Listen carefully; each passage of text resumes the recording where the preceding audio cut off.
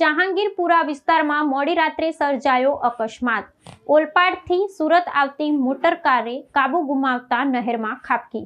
સુરત શહેરના જહાંગીરપુરા વિસ્તારમાં ગત મોડી રાત્રે એક ગમખબર અકસ્માત સર્જાયો હતો, જેમાં એક પૂરપાટ ઝડપે દોડતી મોટર કાર અચાનક કાબુ ગુમાવી સ્થાનિક નહેરમાં ખાબકી હતી। રાત્રિના અંધકારમાં બનેલી આ ઘટનાને પગલે આસપાસના માર્ગ પર થોડા સમય માટે અફરાતફરી અને ભયનો માહોલ સર્જાયો હતો। અકસ્માતની જાણ થતાં આસપાસના લોકો ત્વરિત મદદે દોડી આવ્યા હતા।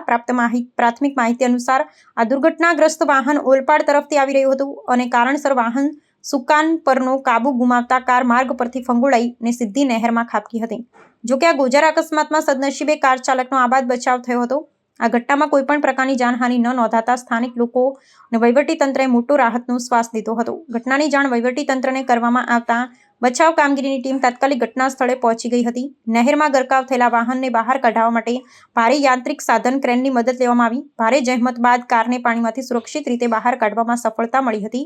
પોલીસે આ સમગ્ર ઘટના અંગે પ્રાથમિક નોંધ કરી અકસ્માતનું ચોક્કસ કારણ જાણવા માટે કાયદેસરની તપાસ હાથ ધરી છે।